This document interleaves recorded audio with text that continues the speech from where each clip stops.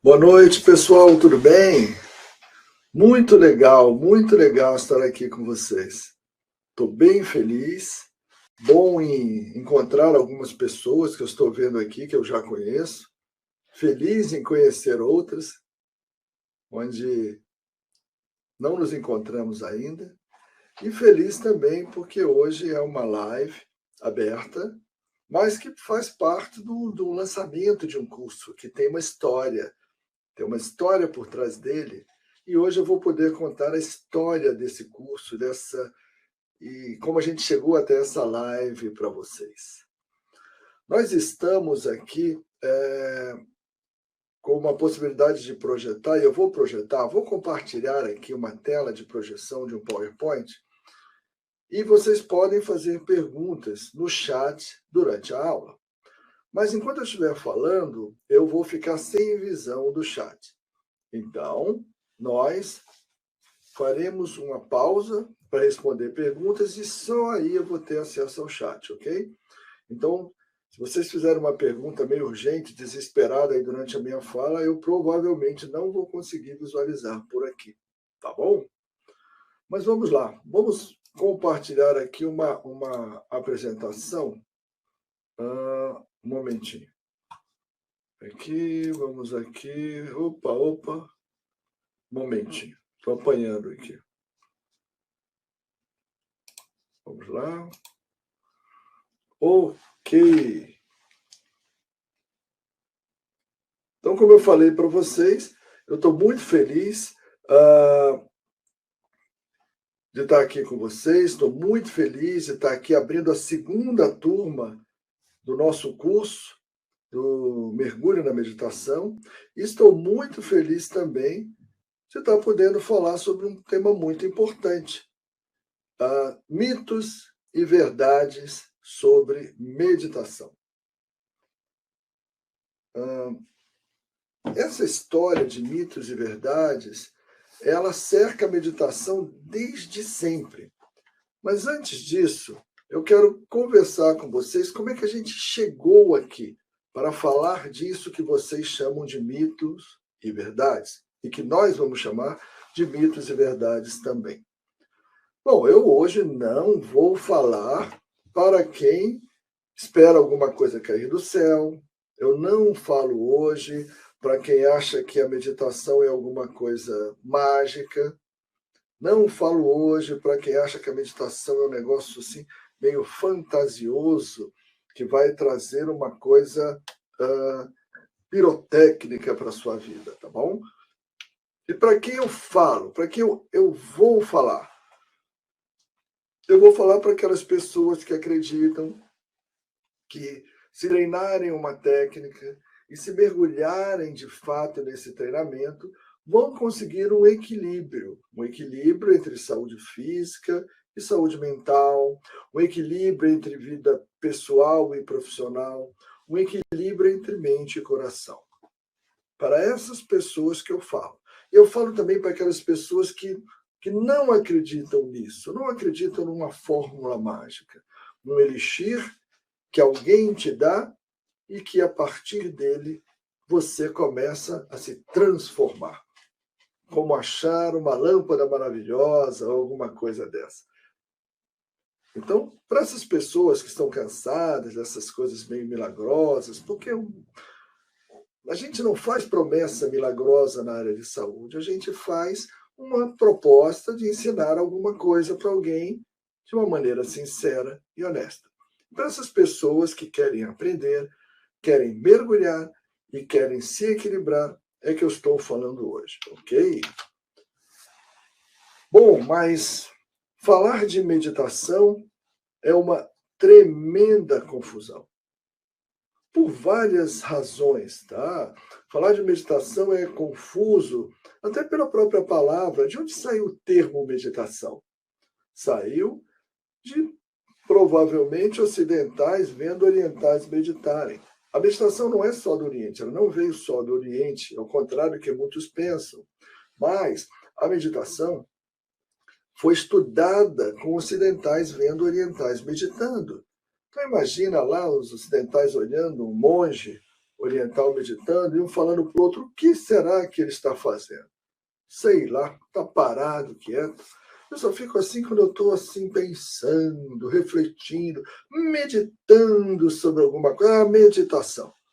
Então o nome já veio por falta de alguma coisa melhor que na cultura daqueles ocidentais ali, que no vocabulário daqueles orientais não contemplava a prática daquele monge que eles estavam vendo e que queriam estudar.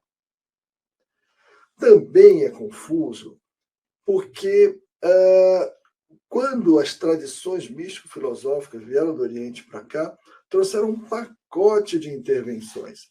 E muitas dessas intervenções foram nomeadas genericamente de meditação. Técnicas de respiração, de relaxamento, orações, muitas coisas começaram a receber nome de meditação. Então é uma confusão enorme. Quando você fala de meditação hoje, quando você ouve falar esse termo, pode estar ouvindo falar de um monte de coisas. Por isso é tão confuso.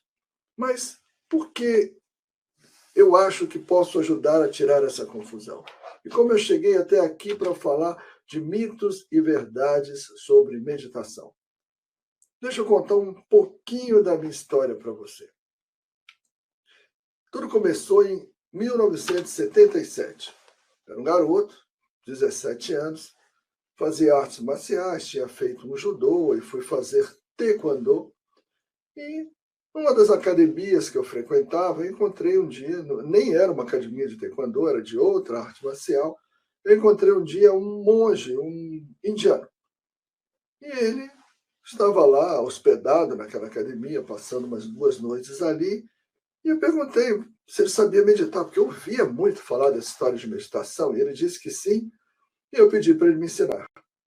Eu aprendi aquela técnica, era uma técnica indiana, claro, e ele foi muito, muito atencioso comigo. E eu gostei muito dessa história de meditação. E eu comecei a ter uma espécie de hobby, conhecer diferentes técnicas de meditação de diferentes origens. Por isso eu pratiquei algumas dezenas de técnicas de meditação diferentes de várias origens diferentes. E aí, mais ou menos um ano depois disso, foi que eu entrei em medicina, garoto ainda. Eu entrei em medicina faltando uma semana para completar 18 anos. Mas quando eu entrei em medicina, eu já era um meditador. Na verdade, um aprendiz de meditação. E aí, de 77 a 98, foram aí 21 anos de meditação. Eu me formei médico, fiz residência em ginecologia e obstetrícia, passei aí por muitos trabalhos, vários empregos, e ao mesmo tempo tinha uma coisa paralela que corria na minha vida, que era a meditação, como um hobby que caminhava paralelo à medicina. E um dia, essas coisas totalmente diferentes, um dia houve um choque entre tudo que eu sentia e pensava como médico e tudo que eu sentia e pensava como meditador. Esse choque foi muito duro para mim. Na época, eu achava que tinha alguma coisa de errado comigo. Foi quando, em 98, o médico, que eu era bastante rígido, duro, meu mindset original ainda é um mindset muito tradicional, muito ortodoxo. Então, eu sou aquela pessoa que, se a meditação funcionou comigo, vai funcionar com qualquer um. Então, eu passei aí por uma noite escura da alma, como dizia, acho que era São João da Cruz, né, que dizia isso. E aí, a noite escura da alma culminou aí com um processo depressivo. Eu consegui sair de teimoso, assim, não cheguei a procurar ajuda, mas a própria meditação me ajudou muito. Mas eu aconselho você a buscar ajuda profissional, se você não tem recurso para uma depressão, busque ajuda profissional. Até que em 99 eu me mudei para São Paulo para fazer uma pós-graduação na obstetrícia da Unifesp. Então, o professor Camano, o professor Eduardo de Souza me receberam na pós-graduação, e aí eu tive contato com um outro departamento simultaneamente, que era o departamento de psicobiologia, onde o professor José Roberto Leite estava abrindo as portas da academia para o estudo da meditação. E ele olhou para mim, me conheceu e disse: olha, traga toda essa experiência aqui para dentro da academia. Pode ser muito útil para muita gente e para nós estudarmos também. Então começou a minha carreira acadêmica na meditação, por dizer assim. Aquilo que era um hobby se amalgamou, se mesclou também com a minha atividade médica. Fui trabalhando isso aí. 3 anos depois, pelo departamento de obstetrícia ainda, lançamos um curso de facilitadores. O cabelo já ficava branco, eu comecei a ter cabelo branco muito cedo, vocês estão vendo que as imagens estão mudando, o tempo está passando aí. A única coisa que a mestra disso tudo era a medicina e a meditação. São as vertentes, são os eixos que me conduziram até hoje nesse caminho.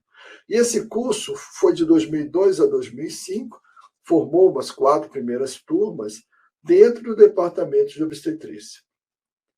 Enquanto isso acontecia, gente, eu e o professor Zé Roberto Leite criamos toda uma terminologia para meditação. Isso chegou em 2004 com uma publicação que acabou fazendo sucesso, tem aí mais de 270 citações da literatura. Isso é bastante, para quem não é da área acadêmica, bastante, é recomendada pelo Instituto Nacional de Saúde dos Estados Unidos e outros órgãos importantes, é estudada em muitos centros de pesquisa no mundo, onde nós fizemos uma definição operacional de meditação, que eu vou mostrar para vocês daqui a pouco.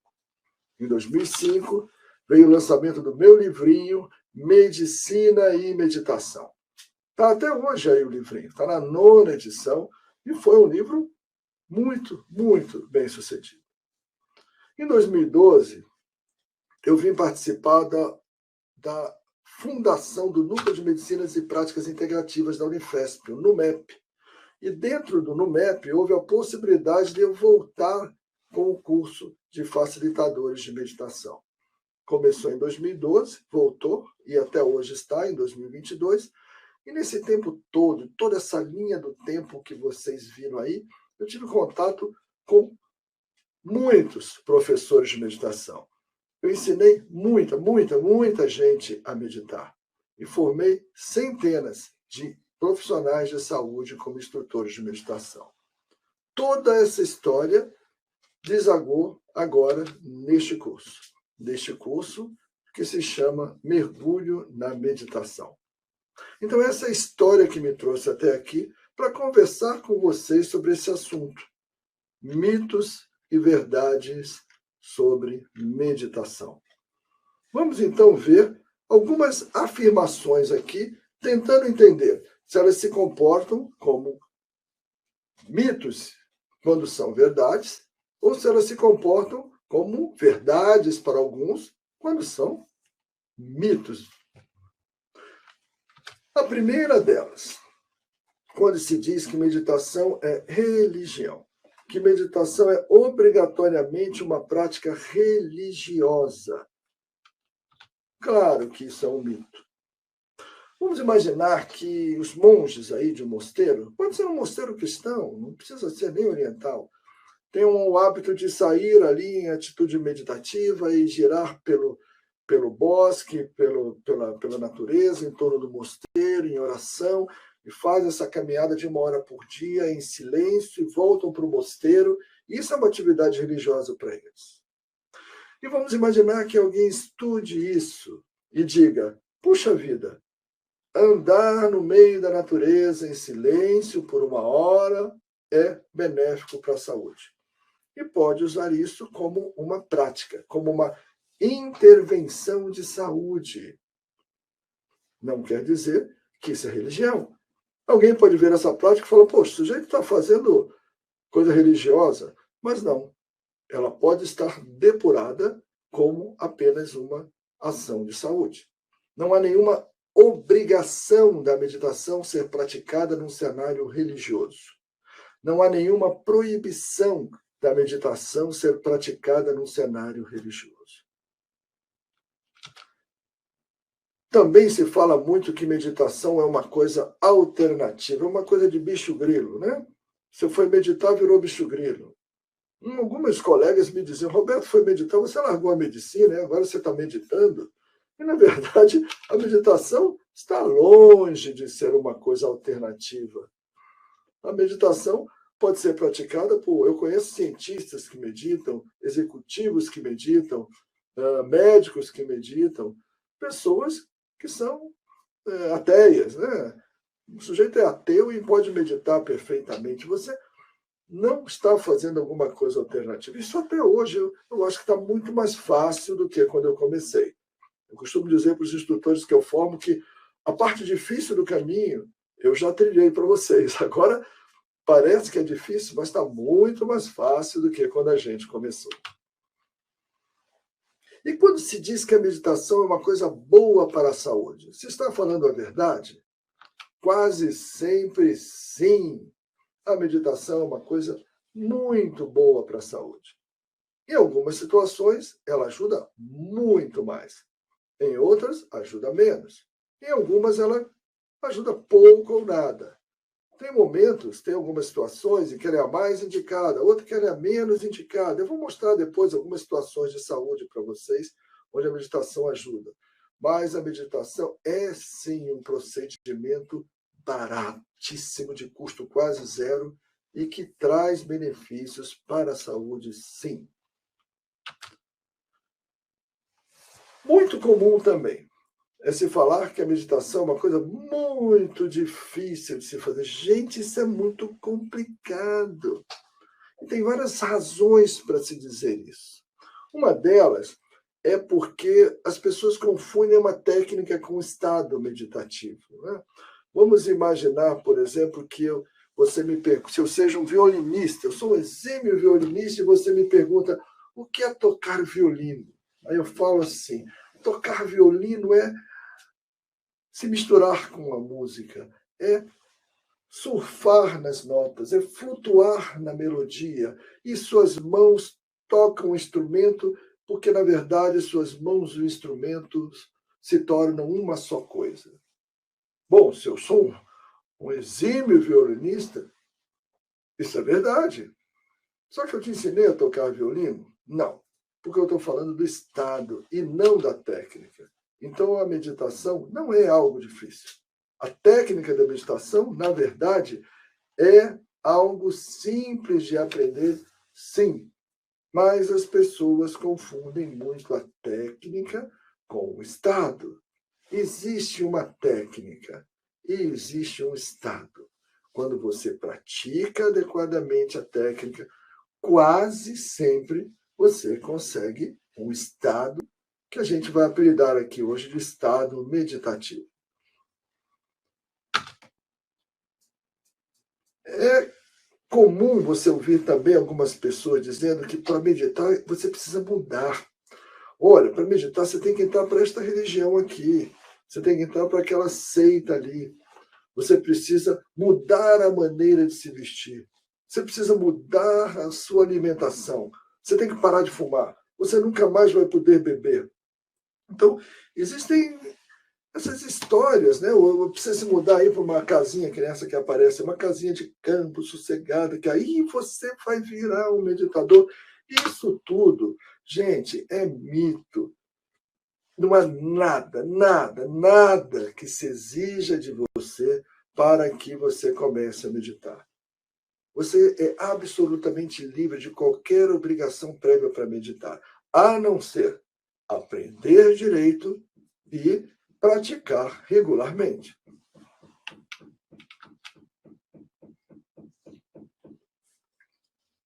Tem gente que acha que meditação funciona que nem um comprimido. Eu não consigo dormir, deixa eu dar uma meditadinha que eu durmo. E eu estou muito nervoso. Esse sujeito me irritou, vou meditar, vou me acalmar. E, na verdade, não é bem assim. É claro que, com muita prática, você até consegue usar a meditação com uma ação muito rápida. Mas a meditação é uma técnica, é uma intervenção, é uma prática de consequências a médio e longo prazo, principalmente. Você tem coisas que você vai ter em poucas semanas aí, ou poucos meses, tem coisas que você vai ter em vários meses, ou até 2 anos, e tem efeitos que você vai ter aí a partir de 2 anos, 5 anos.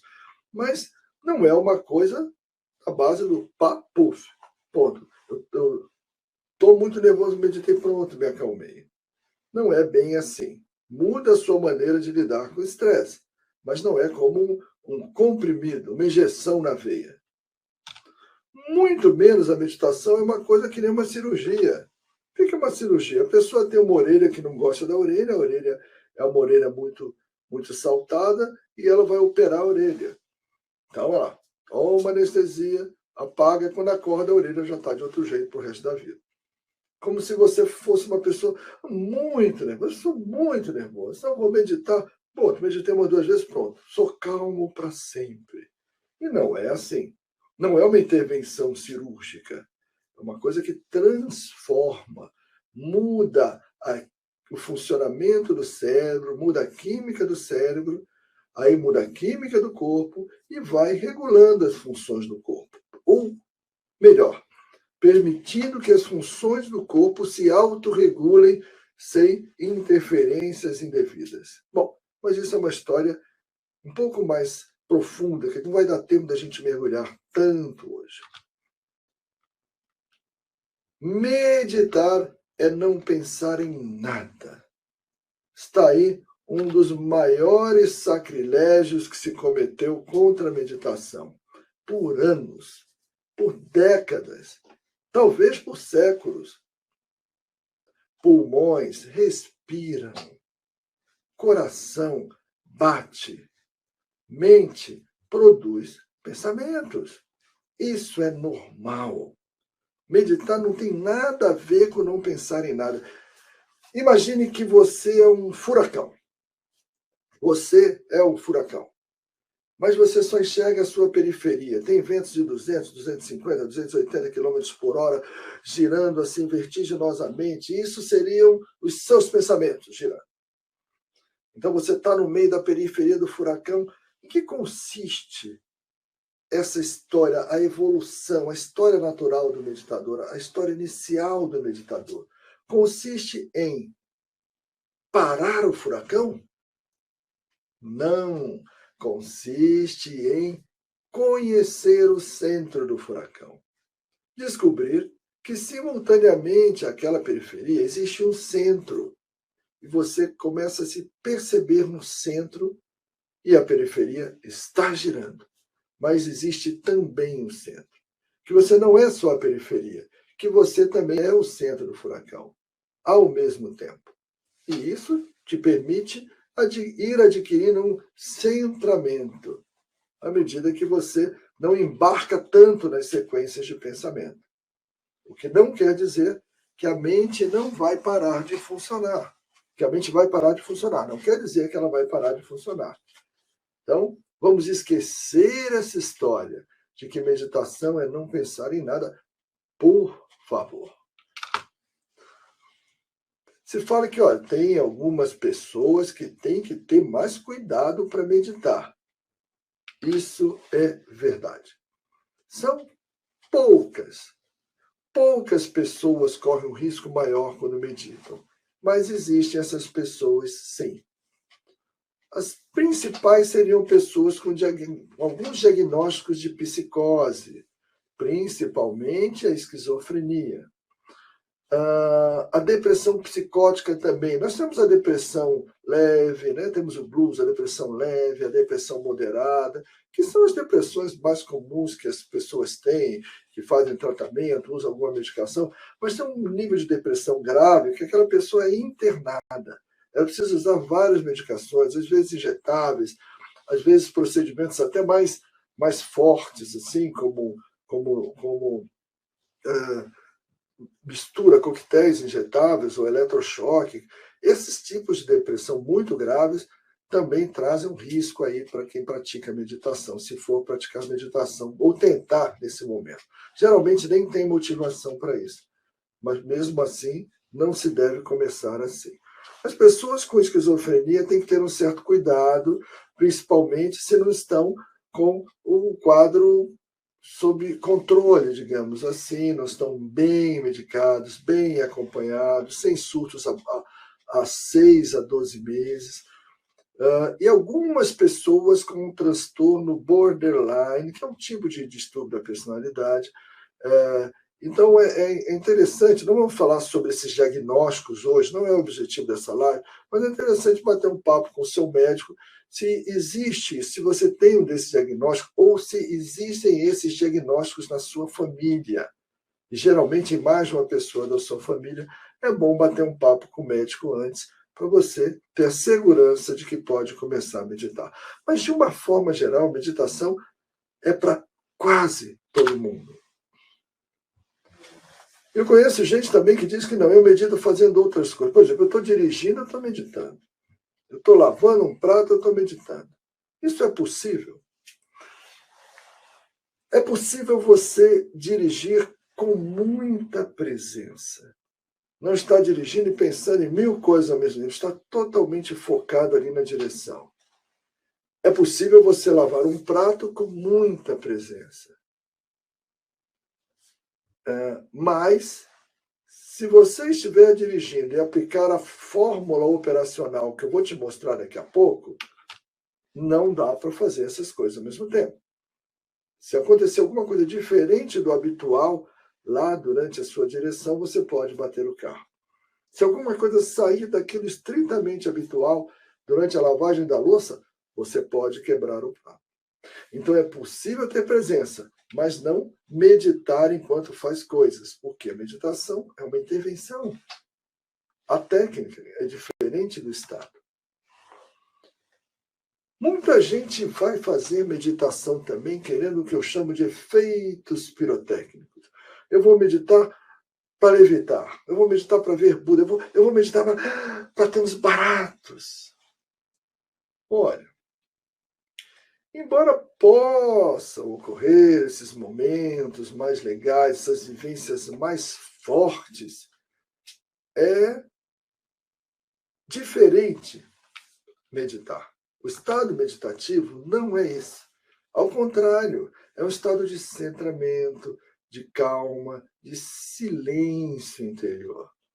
Então, a meditação não é um evento pirotécnico, um evento espetaculoso, onde você vai vivenciar coisas assim sensacionais e absolutamente anormais quando acontecer. Não é essa a expectativa. E quando você diz que quanto mais prática, maiores são os benefícios.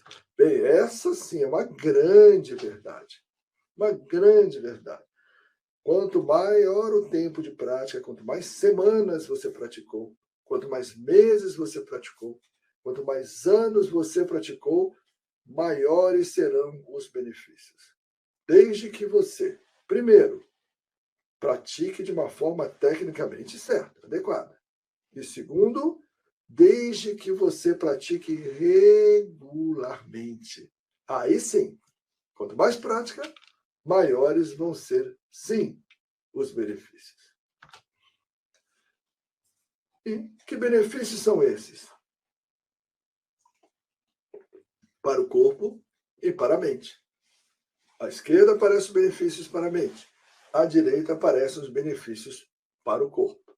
São muitos.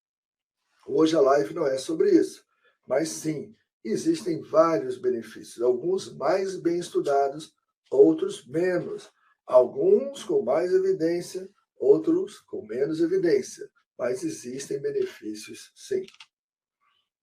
Ok, mas você está falando de meditação, meditação, meditação, que não é o que as pessoas pensam, que tem muita confusão, mas afinal, o que é meditação? Olha, a minha vida acadêmica meditativa é dedicada a explicar isso.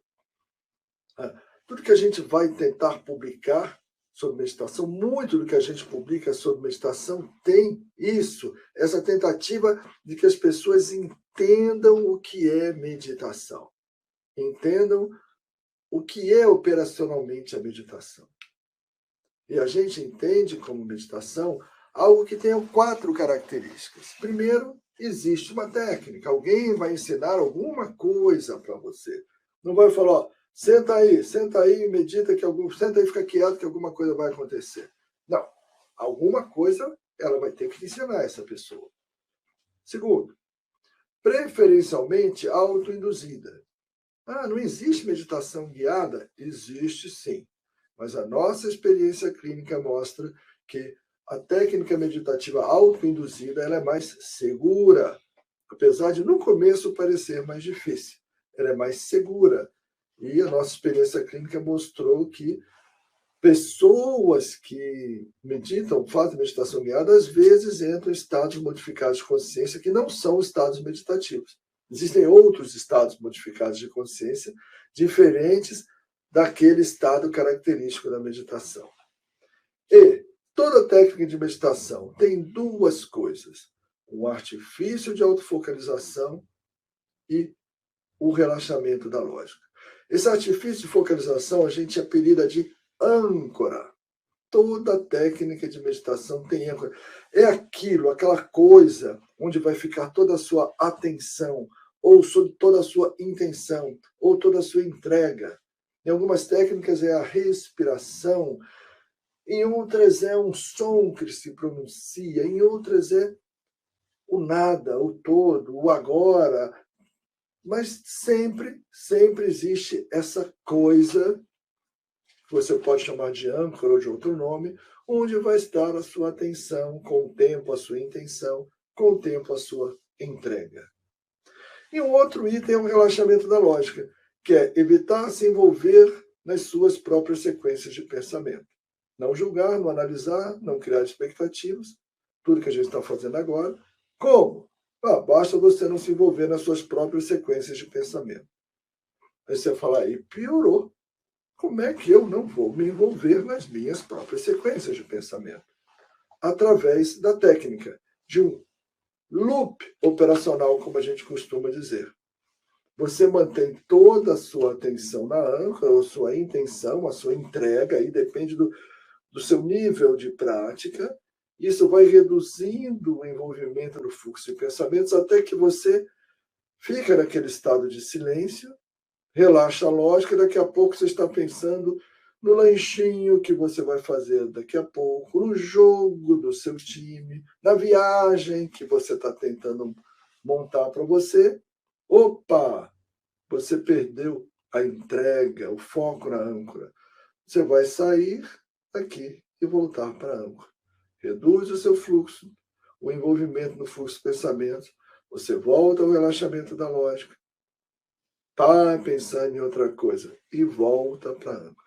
Esse loop operacional gera digamos assim, um loop neurofisiológico, alterações fisiológicas, cerebrais, que geram o chamado relaxamento da lógica, o chamado estado meditativo. E aí você se senta, se senta de perninha cruzada, você senta numa cadeira, no sofá. Eu gosto mais dessa postura aqui do meio. Você não precisa colocar as mãozinhas assim, pode deixar as mãozinhas sobre as coxas, com as palmas da mão para baixo ou para cima. Mas eu gosto mais quando tem um apoio do braço, para quem relaxa mais o ombro, geralmente. Ou pode sentar com as perninhas cruzadas, pode apoiar as costas se quiser. Só não apoie a cabeça, porque para evitar dormir, e evite deitar no começo. E aí você mantém a sua âncora. Vamos imaginar que a sua âncora seja a atenção à sua respiração. Então você vai ficando atento à respiração, atenção, atenção. E aí daqui a pouco você está totalmente envolvida com a respiração. Aí o que acontece? O lanchinho, meu Deus, o que será que eu vou fazer de lanchinho mais tarde? Aí o que você faz nessa hora? Volta para a âncora. Porque quando você pensou no lanchinho, em 99,999% das vezes, você perdeu a âncora. Volta para a âncora. Daqui a pouco, o que vai acontecer? De novo. Estou pensando no jogo do meu time. Opa! Volta para a âncora. E tem uma coisa muito importante. Volte gentilmente para a âncora. Volte para a âncora com tranquilidade. Solta os pensamentos. Deixe ir embora e volte para... Volte sem raiva. Por que eu digo sem raiva? Porque às vezes você se irrita no começo. Porque você vai pensar numa coisa, daqui a pouco pensar noutra, daqui a pouco pensar noutra. E isso é normal. Meditar não é estar em estado meditativo. Meditar é aplicar esse loop operacional. Esse loop operacional aplicado acaba te levando cada vez mais rapidamente, cada vez por mais tempo, a esse estado meditativo. Mesmo assim, mesmo sendo meditador experiente, e eu sou bastante experiente com meditação, tem dias mais fáceis e mais difíceis. Tem dias em que a mente está fazendo mais barulho do que outros. Mas não vamos confundir técnica com efeito. A técnica é tocar o violino. Lembra da história do violino? E o efeito é se misturar com a música. Focando na técnica, o efeito acontece como uma consequência natural. Então, está bem entendido o que é meditação. Sentar e praticar. É muito simples. Você pode corrigir aqui, ajudar ali, tirar uma dúvida ali, você pode ajustar uma posição, acontecer alguma coisa um pouquinho diferente do habitual, você vai lá e explica, estimula. Isso é meditar.